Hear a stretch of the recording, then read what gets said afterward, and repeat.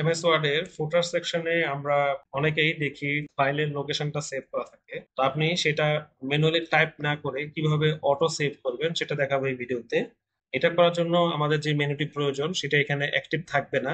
আমরা মেনু বারে সেই মেনুটাকে নিয়ে আসার জন্য আমাদেরকে ফুটার সেকশন অথবা হিডার সেকশনে ডাবল ক্লিক করতে হবে। তো আমি হিডার সেকশনে ডাবল ক্লিক করলাম, করার পরে দেখছেন হিডার সেকশন ওপেন হয়েছে।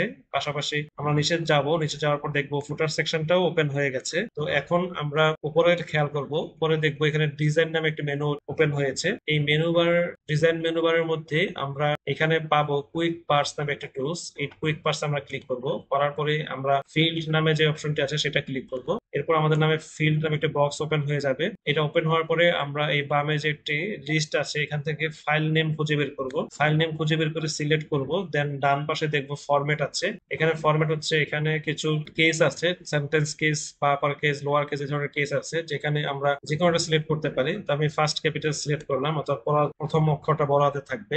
এরপরে ডানে যে বক্সটা আছে এটা আপনাকে অবশ্যই অবশ্যই টিক দিতে হবে, কারণ টিক না দিলে আপনার ফুটার পাথ আসবে না। এটা টিক দিয়ে আমরা ওকে করা মাত্রই দেখবো এখানে ফুটার পাথ চলে এসেছে। এটা দেখলে যে কেউ আপনার এই ফাইলটা ওপেন করতে পারবে। আশা করি বুঝতে পেরেছেন। ধন্যবাদ সবাইকে।